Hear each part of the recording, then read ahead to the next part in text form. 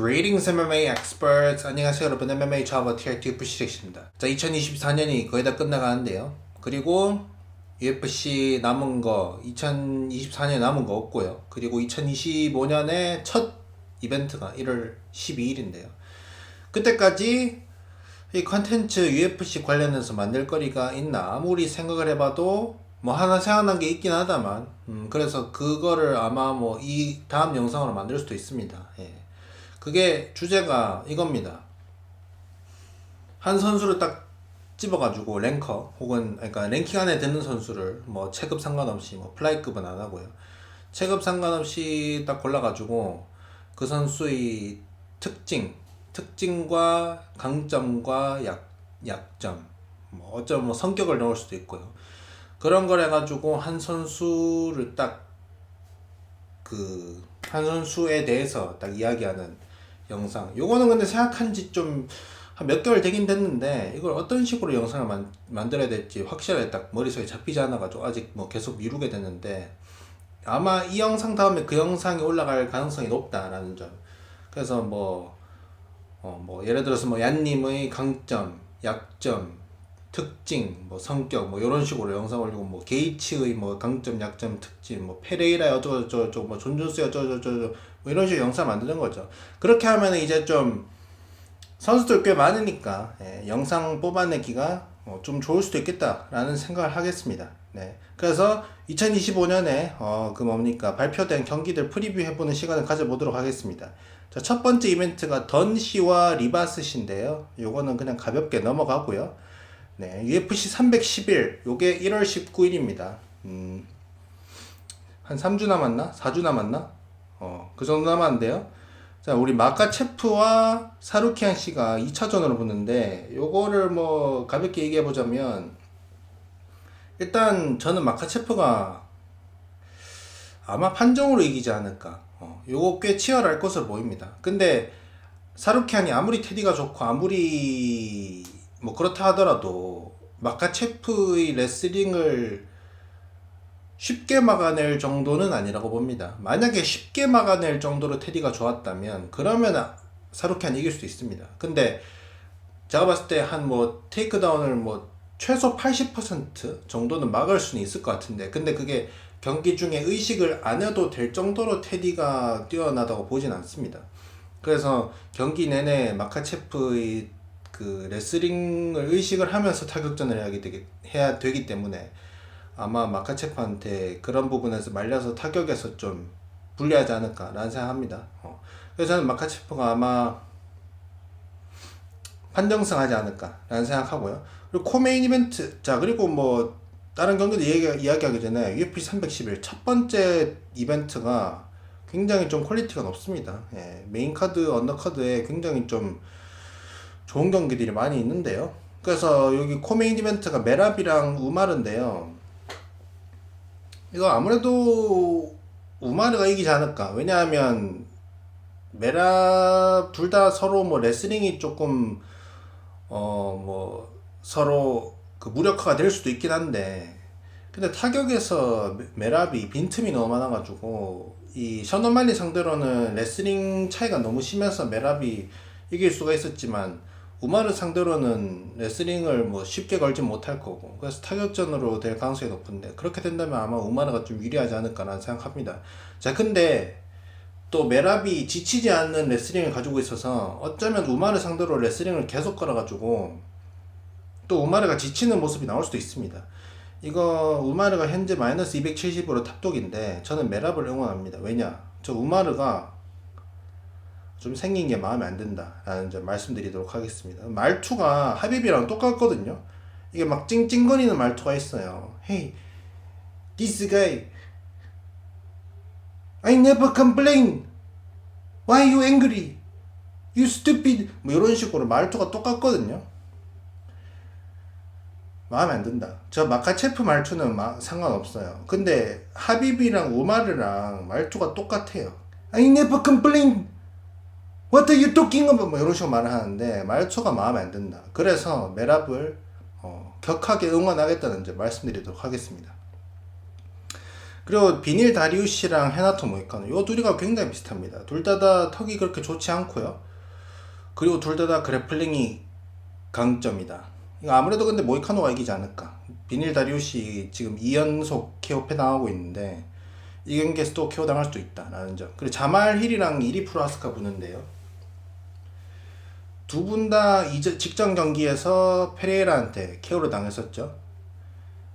이거는 어떻게 보면 그 비정석이 뭐 그 단어를 뭐라 해야 되냐? 영어로는 unorthodox인데 이거를 한국말로 그러니까 뭐 변칙적으로 싸우는 선수와 좀 정석적으로 싸우는 선수의 대결인데 예, 아무래도 자말 힐이 이기지 않을까요? 예, 이게 자말 힐이 지금 탑독이긴 하거든요.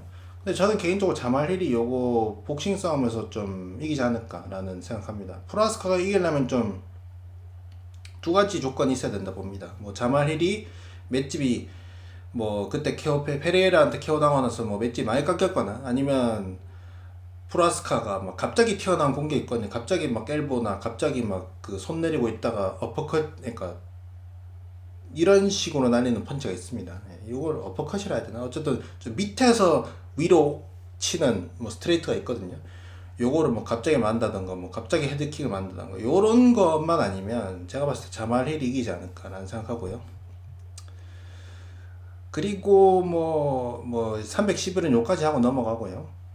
그리고 나서 이제 아데사냐와 이마보프가 있는데요. 이거는 이 딱 경기만 보면 아데사냐 막 사람들이 뭐 극강의 타격가로 평가하는 아데사냐와 이제 또 굉장히 또 까리한 타격가 이마보프 굉장히 재밌는 타격전이 되겠는데요. 뭐 그럴 수 있는데 제가 봤을 때 요거 아마 노잼 판정이 되지 않을까. 아데사냐도 카운터충이고 이마보프도 카운터충이거든요. 근데 아마 아데사냐가 이길 것 같습니다. 왜냐하면 아데사냐는 카운터충이긴 한데 잘하는 게 있습니다. 뭐냐? 앤더슨 실바랑 옛날에 앤더슨 실바가 뭐 현역이었을 때 뭐 앤더슨 실바랑 비교를 많이 당했었는데 근데 앤더슨 실바랑 가장 큰 차이점은 뭐냐면 앤더슨 실바는 거의 95% 카운터충입니다. 그래서 상대가 공격을 안 하면 앤더슨 실바도 아무것도 안 합니다. 근데 아데사냐는 다른 점이 뭐냐? 아데사냐는 짤짤이를 잘 칩니다. 예. 상대가 공격적으로 들어오지 않으면은 본인도 공격적으로 하진 않지만 그래도 상대가 안 들어올 때 본인이 짤짤이는 그래도 칠 수 있는 선수입니다. 그리고 그걸 굉장히 잘합니다. 짤짤이를. 근데 이마보프는 짤짤이를 아데사냐보다는 좀 못 치지 않나. 그렇기 때문에 제가 봤을 때 요거 막 낙다운이나 뭐 그러기 오는 요런 느낌도 전혀 안 나올 것 같고 경기 5라운드 내내 그냥 서로 그냥 뭐 짤짤이 치다가 뭐 카운터 치려고 하다가 뭐 미스하고 막 요런 경기가 되지 않을까. 그래서 제가 봤을 때 요거 노잼 판정승을 아데사냐가 따낼 것 같습니다. 예. 이마보프가 레슬링을 걸 수도 있거든요. 이마보프가 뭐 타격가긴 한데 레슬링을 좀 걸 수도 있는데 근데 뭐 아데사냐한테 본인 레슬링이 이마보프의 레슬링이 뭐 먹히진 않을 거다라는 생각을 합니다. 이거 아부다비 아닌가? 아부다비 맞는 것 같은데 아부다비 가면 좀 대진표가 굉장히 좋거든요 보통. 근데 밑에 그 발표된 경기들을 보니까 파블로비치랑 우리 로젠택배님 붙네. 오 지금 이거 처음 보거든요 이거 매치요. 오 재밌겠는데 이거 재밌을 것 같습니다. 왜냐하면 로젠 경기가 항상 재밌진 않아요. 왜냐 로젠도 카운터충이라서. 근데 이게 스타일 이 매치업이 파블로비치는 들어와 주거든요. 파블로비치는 탱크처럼 막 밀고 들어옵니다. 막 붐붐붐붐 들어온단 말이죠. 근데 로젠이 또 카운터충이고 요거 굉장히 재밌겠다. 제가 봤을 때 요거 피니시 나옵니다. 요거 피니시 나온다. 요거 피니시 나올 것 같은데 뭐 로젠님이 피니시 당할 수도 있는데 이거 근데 스타일상 파블로비치가 지금 2연패기도 하고 로젠이 조금 유리할 수도 있다 봅니다. 로젠이 들어와주는 사람 잘 잡아먹거든요. 예, 체크랩툭으로. 그래서 파블로비치 상대로 로젠이 이길 수도 있다. 로젠이 이겨버리면 이제 파블로비치가 4위라서 로젠이 4위가 될 가능성이 높거든요. 그러면 이제 로젠이 그 이후에 한 경기를 더 이기면 아마 타이틀샷을 뭐 인생 처음으로 뭐 받을 수도 있겠다라는 점 말씀드리도록 하겠습니다. 자, 그리고 UFC 312 두플래시와 스트링랜드 2차전이 있는데, 저는 두플래시랑 그 치말프랑 할 줄 알았는데 스트링랜드랑 하게 되네요. 스트링랜드가 나는 타이틀샷 아니면은 안 한다고 계속 기다리고 있었는데, 저는 그게 그렇게 막 기다린다고만 되나 싶었는데 진짜 받았네요. 근데 요거 제가 딱 확신합니다. 확신해요. 요거 누가 이기느냐? 이거 두플래시가 이깁니다. 왜냐? 지금 딱 느낌적으로 봤을 때도, 그러니까 실력적으로 봤을 때도 그렇고, 딱 경기를 딱 그려봤을 때도 레슬링을 포함해서 타격에서 두플래시가 조금 근소하게 이길 것 같은데, 근데 가장 큰 이유는 뭐냐면은, 가장 큰 이유는 이겁니다. 딴 거 다 치우고요. 두플래시가 UFC 역사상 억가력 만렙이다. 만렙. 원탑 만렙. 이렇게 억가를 막 질 것 같은데 이기는, 이렇게 잘 이기는 선수를 처음 봤습니다.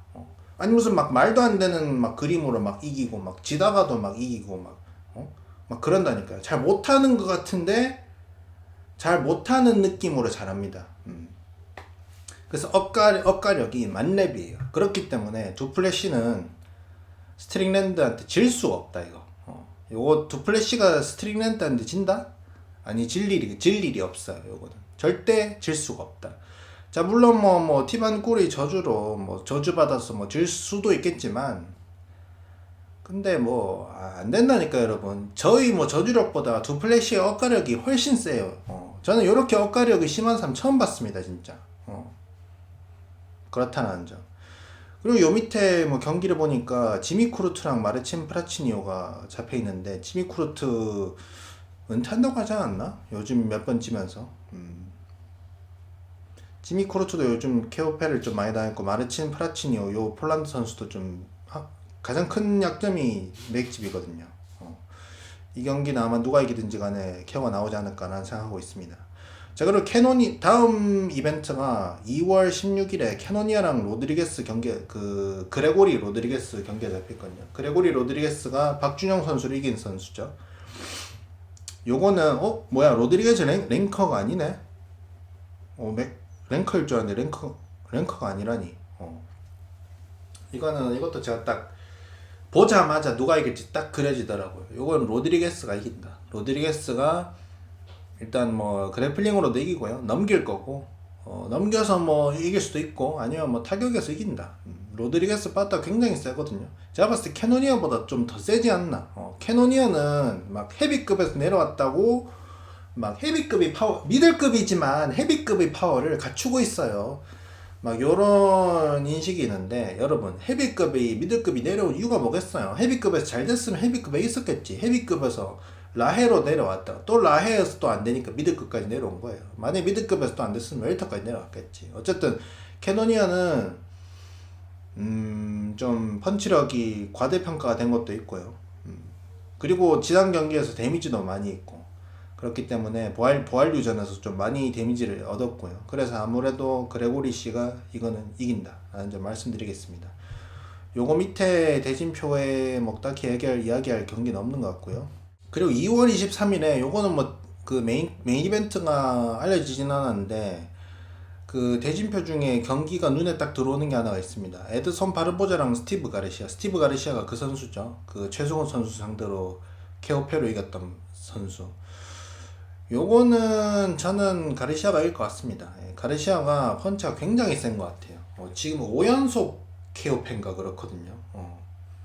UFC 내에서 모든 경기 다 KO를 했을걸요. 이분이 빠따가, 아니 생긴 거는 막 빠따 그렇게 셀 것 같지는 않거든요. 얼굴도 그렇고 막 몸도 막 핵빠따 소유자는 아닌 것 같은데, 근데 빠따가 진짜 후덜덜해요. 이 사람은 그냥 딱 화다닥 맞불 붙었다 하면 상대가 막 낙다운 당하는 그런 주먹입니다. 그때 바르보자가 또 그런 주먹에 많이 갔거든요. 그런 주먹들에 많이 갔습니다. 바르보자 커리어상 사상 데미지도 많고, 그렇기 때문에 가르시아가 아마 바르보자를 잡고 랭킹에 들지 않을까 싶습니다. 저는 개인적으로 가르시아랑 최도호 선수가 경기가 잡힐 수도 있다 생각했거든요. 왜냐하면 이게 두 사람이 싸우면 제가 봤을 때 누가 이기든지 무조건 KO로 이길 것 같은데, 가르시아도 KO패가 있습니다. 중국인한테. 중국인 맞나? 어쨌든 한번 그 카운터 펀치 맞고 원펀치로 코박죽을 한 적이 있고, 근데 가르시아는 무조건 재밌는 경기가 나오고, 최도 선수도 뭐 나름 재밌는 경기를 하는 선수이기 때문에, 또 뭐 어떻게 보면 이런 느낌이 있죠. 같은 체육관에서 훈련을 하는 최승호 선수가 가르시아한테 졌는데, 근데 이제 팀메이트인 최두호 선수가 이제 가르시아한테 뭐 복수하는 느낌. 어쨌든 저는 뭐 가르시아랑 어쩌면, 그리고 또 최승호 선수가 가르시아한테 졌을 때 똑같은 날에 똑같은 이벤트에서 최도 선수가 그 알지오랑 했었지 않습니까? 이겼고. 그렇기 때문에 저는 또 같은 날에 이긴 선수끼리 뭐 싸울 수도 있겠다는 그런 뭐 느낌을 받았었는데, 안 됐네요. 어쩌면 오퍼가 있었을 수도 있죠. 오퍼가 있었는데 뭐 서로 싫다고 했을 수도 있고, 한쪽에서 좋다 했는데 한쪽에서 뭐 싫다 했을 수도 있고. 어쨌든 최도호 선수는 아무래도 뭐 브라이스 미첼 쪽에서 거절하지 않는 이상, 혹은 UFC에서 매치업이 마음에 안 든다고 하지 않는 이상 브라이스 미첼이랑 하게 될 것 같은데, 그거는 제가 브라이스 미첼 다 봤는데 다시 한번 다 봐야 될 것 같습니다. 좀 다시 한번 보면서 어떻게 될지. 지금은 잘 모르겠습니다. 그거 지금 뭐 간단하게 예상을 해보자면, 그 최도 선수가 KO로 이기지 않는다면 그것 좀 판정패하지 않을까 싶습니다. KO로 이기지 않는다면. 왜냐하면 KO를 못 시킨다면 아무래도 레슬링으로 좀 당할 가능성이 높거든요. 브라이스 미첼 레슬링 굉장히 셉니다. 그런 경우에서 최도 선수가 만약에 KO를 못 시켰다는 뜻은 아무래도 3라운드 간 레슬링으로 좀 당했다는, 그렇게 예상을 해볼 수가 있거든요. 그렇기 때문에 아마 판정이 간다면 브라이스 미첼이 이길 것 같고, 피니쉬가 나온다면 최도 선수가 이기지 않을까. 근데 최도 선수가 피니쉬로 이길 수도 있어요. 최도 선수가 복싱 디펜스도 좋아지고, 뭐 오펜스, 뭐 옵션도 좀 더, 옛날에 원투가 좀 많은데 요즘 좀 훅 공격도 많아지고, 그렇기 때문에 충분히 KO를 이길 수도 있죠. 그렇다는 점 말씀드리겠고요. 그리고 지금 더 발표된 거는 UFC 런던이 맞나요? 런던 맞죠? 오토 아레나 3월 23일 경기. 요거 딱 발표됐을 때 저는 처음에는 좀 불안했습니다. 얀님과 울버그 경기. 왜냐? 처음 딱 발표가 됐길래 저는 이게 메인인 줄 알았어요. 딱 처음으로 발표가 됐길래. 또 그리고 메인을 할 만한 선수들이거든요. 라이트 헤비급에서 굉장히 확실하게 좀 자리를 지켜온 얀님이랑 이제 치고 올라오는 울버그. 근데 저는 생각하면서 이거를 오투 아레나 요 영국에서 하는데 굳이 폴란드 선수를 메인에 넣는 건 뭐지? 영국에서 한다면 아무래도 영국 선수가 메인이지 않을까 이런 생각을 했었는데, 보니까 메인이 아니더라고요. 그래서 메인은 발표가 안 됐습니다. 제가 봤을 때 아무래도 메인은 지금 루머가 뭐 패디 핀블릿이 감롯이랑 할 수도 있다는 얘기가 들리는데 그거지 않을까 싶네요.